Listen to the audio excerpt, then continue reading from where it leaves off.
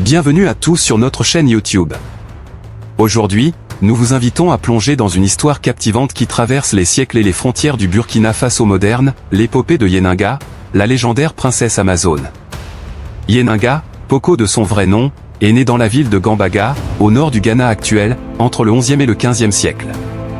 Nédéga, son père, était un abbat dont le royaume dominait les peuples d'Agomba et Mamprouzi.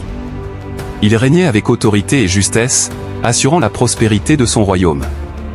Afin de protéger ce dernier, le Naba possédait une cavalerie légendaire, qui repoussait sans cesse les attaques des royaumes environnants.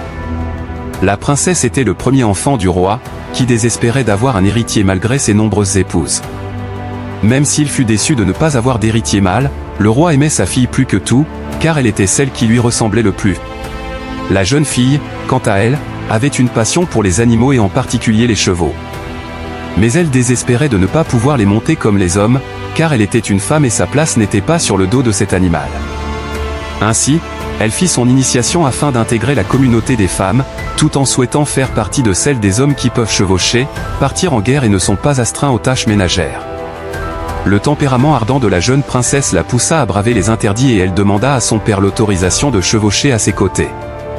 D'abord hésitant, son père finit par lui accorder ce qu'elle souhaitait car il ne pouvait rien lui refuser. La princesse accompagna son père dans ses longues chevauchées puis, faisant preuve d'une grande adresse, elle l'accompagna à la guerre où elle devint rapidement une redoutable amazone. Cavalière émérite, maniant les armes mieux que les guerriers de son père, elle devint un chef de guerre indispensable au vieux roi, entre autres, elle dirigeait la cavalerie royale. Pour autant, les libertés accordées à la princesse n'étaient pas du goût de tous.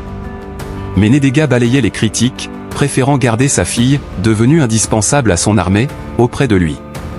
Ceci attristait beaucoup la reine Napoko, qui désespérait de marier sa fille désormais en âge de trouver un époux.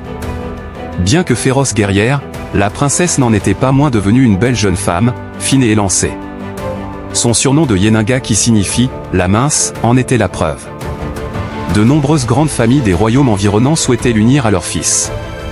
Le roi repoussait les uns après les autres tous les prétendants, ne les jugeant pas suffisamment dignes de sa précieuse fille, ce qui attristait la reine et agaçait de plus en plus la princesse.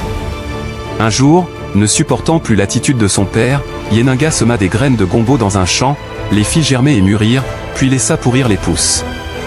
Le roi, intrigué et irrité par cette négligence, interrogea sa fille, qui lui répondit « Mon père, vous me laissez dépérir comme dépérit ce champ de gombo ». Furieux de recevoir une leçon de morale, Nédéga aurait alors puni sa fille en l'enfermant. La nuit suivante, l'insoumise princesse parvint à quitter sa prison, à rejoindre l'écurie royale et à s'enfuir sur sa monture favorite, un étalon blanc. La chevauchée dura toute la nuit jusqu'à ce que, arrivé dans une forêt, le cheval s'embourbe et fasse chuter la princesse. C'est ainsi que Yeninga se retrouva seul, loin de son royaume dans la région des Bousansé, qui sont les Bissa. Ses pas la conduisirent jusqu'à une case isolée et elle s'en approcha pour demander l'hospitalité.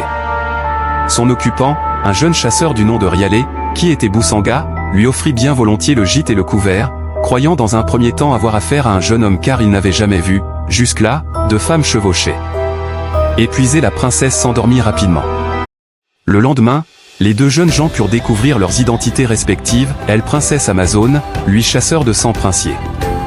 Tous deux avaient fui leur royaume pour échapper à des destins tout tracés. Rapidement, ils tombèrent sous le charme l'un de l'autre et devinrent inséparables. De leur union naquit un garçon qu'ils prénommèrent Ouedraogo, mot signifiant « cheval mâle » ou « étalon » en l'honneur du destrier qui avait guidé la princesse vers le chasseur. Le garçon hérita des qualités de ses deux parents, fiers, habiles, intelligents et courageux, ils firent rapidement leur fierté. Les années passèrent et la princesse, nostalgique de sa terre natale et soucieuse de se réconcilier avec son père, décida d'y envoyer son fils afin qu'il fasse la connaissance de son grand-père. Le jeune homme partit pour Gambaga, chargé de présents pour son grand-père. Le vieil homme ne s'attendait pas à une telle visite. Il écouta avec émotion le récit de la rencontre de sa fille avec Rialé et accepta les excuses de cette dernière. Il organisa de grandes festivités pour le départ de son petit-fils et lui offrit du bétail, des serviteurs et une escorte de guerriers d'Agomba afin de fonder un nouveau royaume dans la région des Bousansé. Lorsque Rialé vit son fils revenir à la tête d'une telle troupe, il s'écria « Je suis venu seul dans ce pays, maintenant j'ai une femme et j'aurai beaucoup d'hommes ». Le village qu'ils fondèrent fut ainsi baptisé Morosi, nom qui, par déformation, devint Mossi. Le royaume Mossi et son peuple étaient nés. Ouedraogo devint le premier Mogo Naba du peuple Mossi. À la mort de son père, il établit sa capitale à Tankodogo, nom signifiant « la vieille terre ».